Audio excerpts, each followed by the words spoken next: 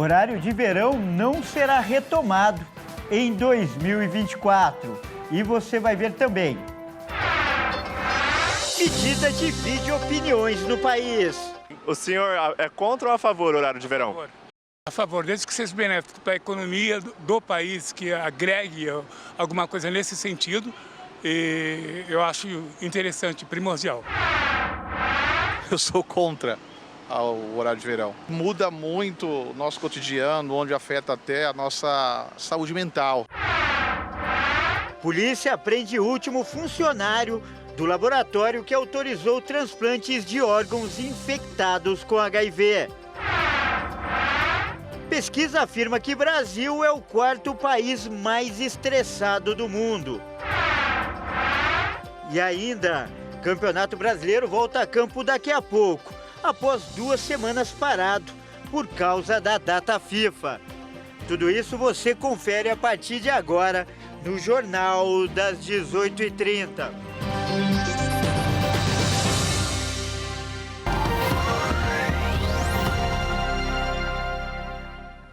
Olá, seja muito bem-vindo. Nós estamos ao vivo, agora são 18h33 pelo horário de Brasília.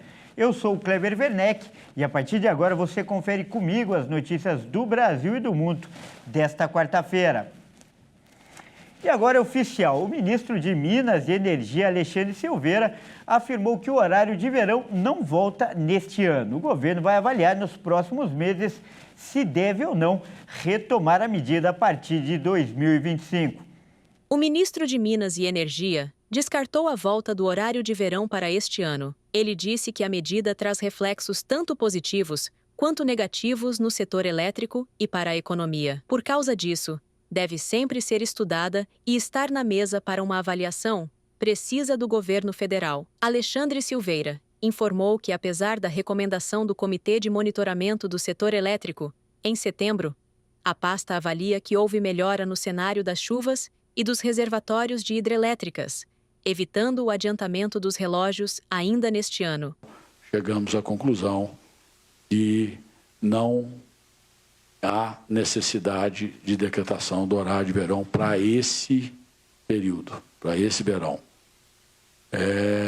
Nós temos a segurança energética assegurada, há o início de um processo de restabelecimento ainda muito modesto, mas de restabelecimento da nossa condição hídrica.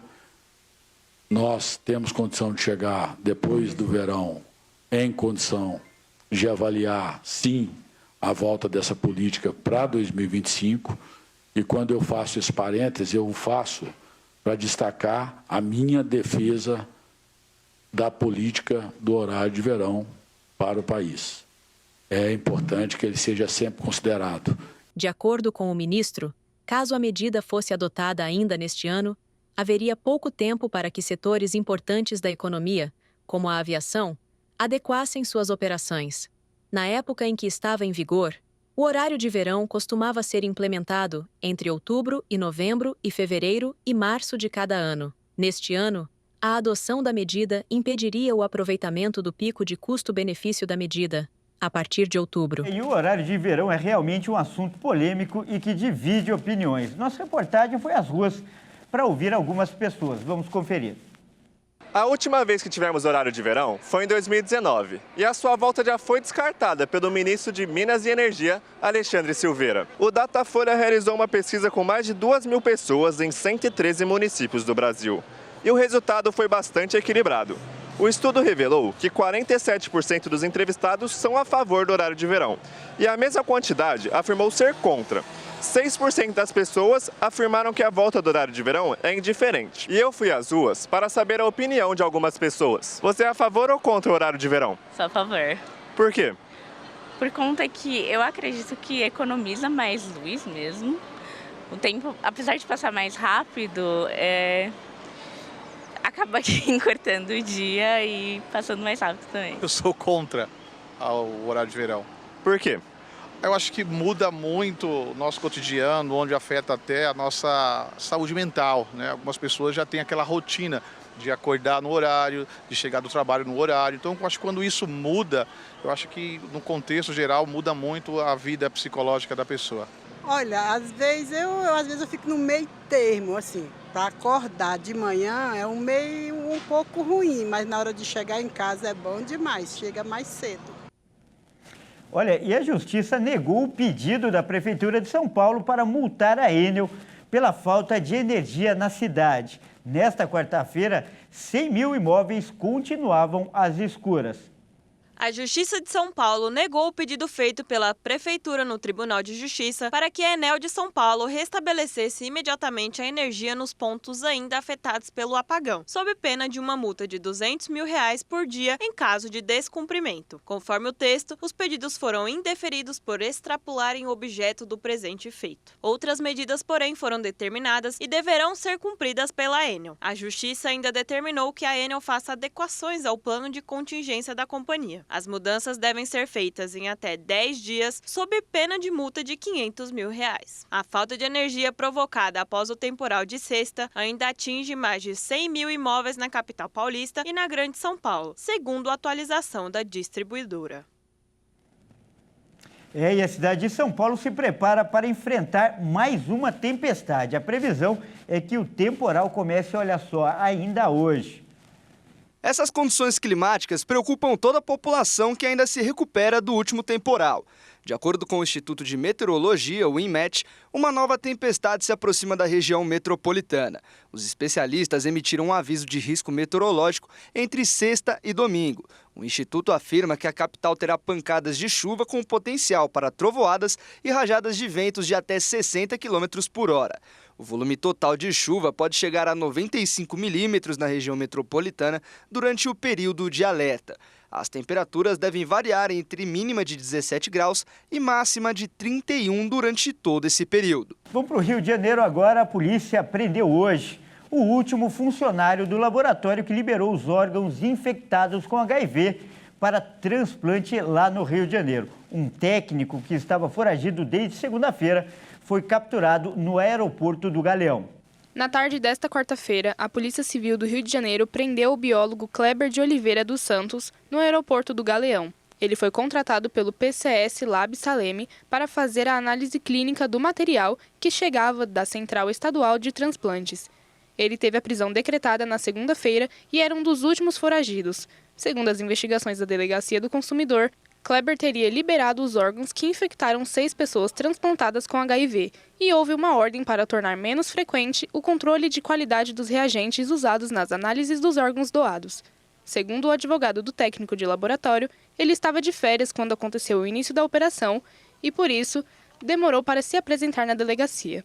Em nota, o Conselho Regional de Biologia informou que o registro do biólogo de Kleber consta como cancelado, porém não foi informado se o cancelamento ocorreu antes ou depois do caso dos 6 pacientes infectados. E as bets ilegais estão usando sites alternativos para driblar o bloqueio do governo. Parte desses sites foi criada no dia em que a Anatel divulgou a lista com as empresas que deveriam ser bloqueadas. Algumas empresas de aposta ilegais têm conseguido driblar o bloqueio imposto pelo governo federal em sites alternativos e quase iguais aos que estavam na lista da Anatel, com mais de 2.000 endereços irregulares que deveriam ser bloqueados. Os sites entraram em operação no mesmo dia em que a Agência Nacional de Telecomunicações divulgou a lista. A estratégia para burlar a proibição foi inserir, após o nome original da página, uma sequência de caracteres, como números. Uma mesma plataforma pode ter vários sites. As empresas de apostas online estão em processo de regulamentação no Brasil. Ao todo, 96 empresas que comandam cerca de 200 bets estão autorizadas a operar nacionalmente até dezembro. Outras 18 podem operar regionalmente. Segundo a Associação Nacional de Jogos e Loterias, a facilidade que as empresas encontram para criar novos sites é visto como um dos problemas para barrar as bets irregulares no Brasil. A entidade explicou que um novo link em domínio diferente pode fazer a plataforma voltar a funcionar. E veja a seguir, Pesquisa afirma que Brasil é o quarto país mais estressado do mundo. E ainda, Campeonato Brasileiro volta a campo nesta noite, após a paralisação de 15 dias. Nós voltamos já.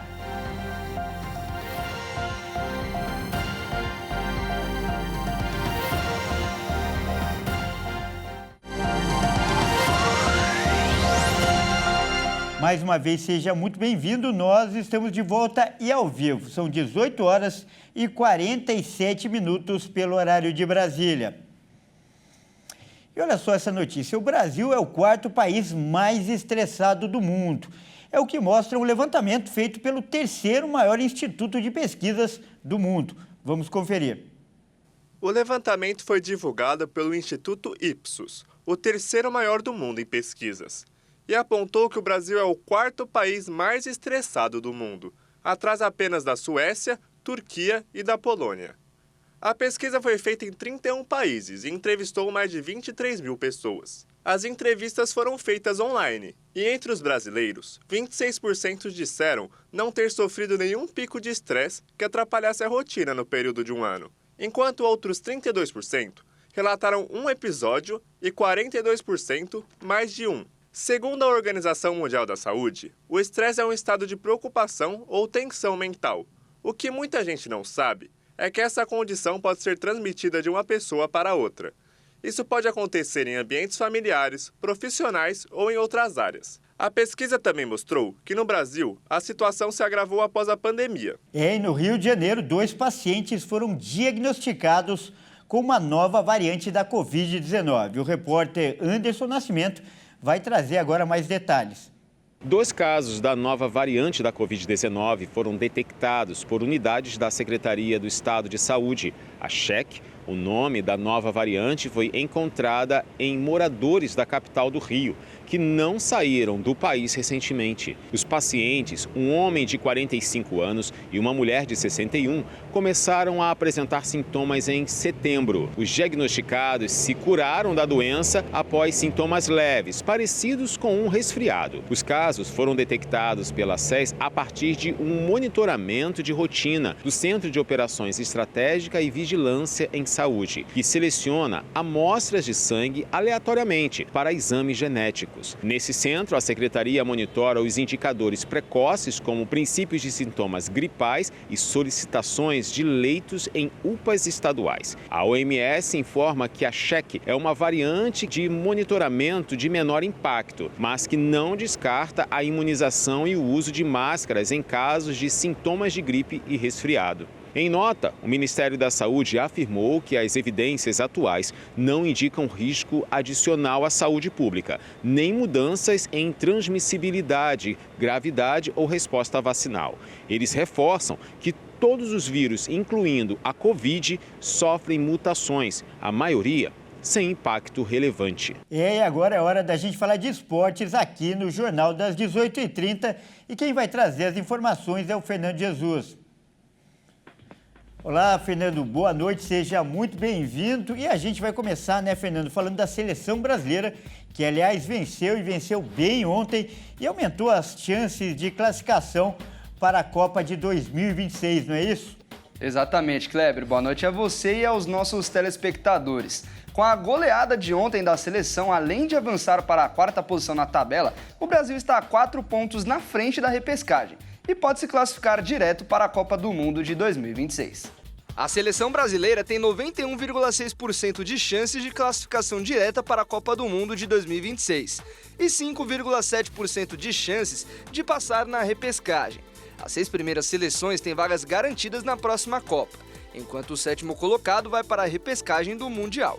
A equipe, comandada por Dorival Júnior, chegou aos 16 pontos em 10 jogos depois de golear os peruanos por 4-0 e agora ocupa a 4ª posição na tabela de classificação. Apenas 1 ponto separava o Brasil da zona de repescagem. Vamos conferir as chances de classificação de algumas seleções. Em primeiro vem a Argentina de Lionel Messi, com quase 100% de chances de classificação direta. Em seguida vem a Colômbia, com 98,6%. Em terceiro, a seleção do Uruguai, com 94% de chances. E em quarto, o Brasil, com 91,6%.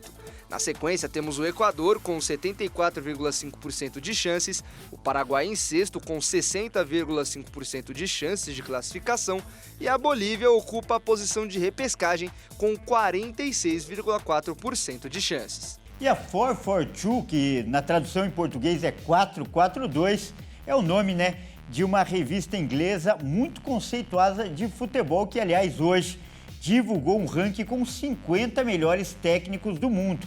E tem técnico do futebol brasileiro nessa lista, Fernando? Tem sim, Kleber. O Abel Ferreira, do Palmeiras, e Fernando Diniz, do Cruzeiro, são os representantes do futebol brasileiro. O português, por sinal, foi considerado o melhor técnico de equipes da América do Sul. Vamos conferir.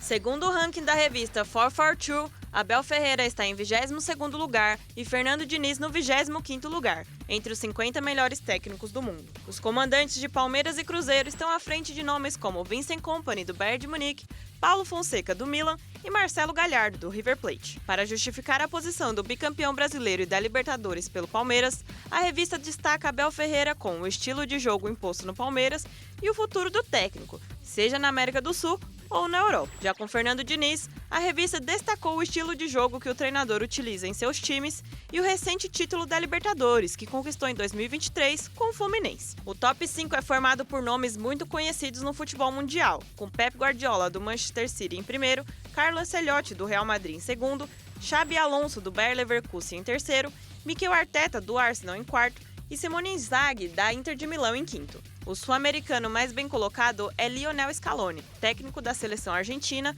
e atual campeão do mundo, na 7ª colocação. Além de Diniz, temos outro brasileiro na lista. Thiago Motta, atual treinador da Juventus, aparece em 17º lugar no ranking da revista inglesa. E, Fernando, nesses últimos tempos, infelizmente, nós temos visto aí acusações contra jogadores que supostamente se envolveram em manipulações de resultados. Mas dessa vez o que chama atenção é que um grande clube do futebol europeu também está sendo acusado. Conta essa história pra gente, Fernando.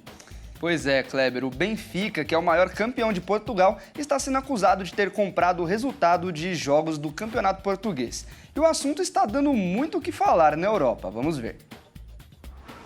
A justiça portuguesa acusou formalmente a empresa que administra o Benfica de manipular resultados de jogos entre 2016 e 2019.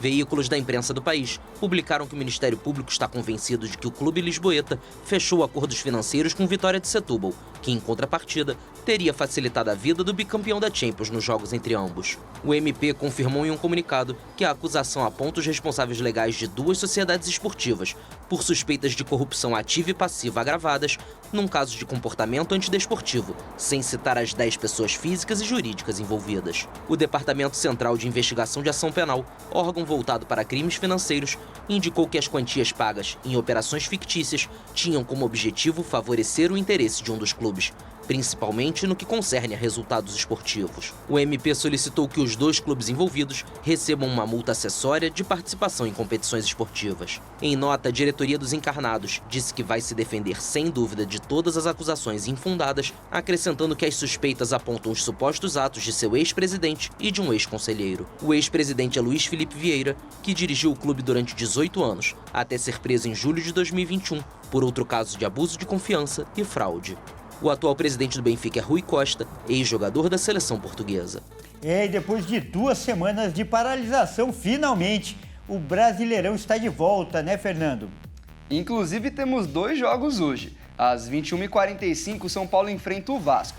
O tricolor deve vir com força máxima para esse jogo, até porque briga por uma vaga direta na Libertadores. Já o Cruz Maltino deve entrar com um time misto, já que no fim de semana tem jogo da Copa do Brasil. E o mando de jogo é do São Paulo lá em Campinas, no estádio Brinco de Ouro da Princesa. Também às 21h45, o Fortaleza recebe o Atlético Mineiro lá na Arena Castelão. E com chances reais de título, o Fortaleza precisa vencer a partida para não deixar o Botafogo e o Palmeiras dispararem na liderança. Já o Galo, assim como o Vasco, também deve ir para o jogo com um time mais mesclado, já que no fim de semana também vai disputar uma decisão muito importante. E mais uma vez a gente lembra que esses 2 jogos foram adiantados porque no sábado Vasco e Atlético Mineiro se enfrentam pelo jogo de volta da Copa do Brasil. Tá certo, Fernando. Muito obrigado pelas informações e até mais. Até mais, Kleber. Grande abraço. Bom, é isso aí, o Jornal das 18h30 fica por aqui. Muito obrigado pela sua companhia, ótima noite e até amanhã.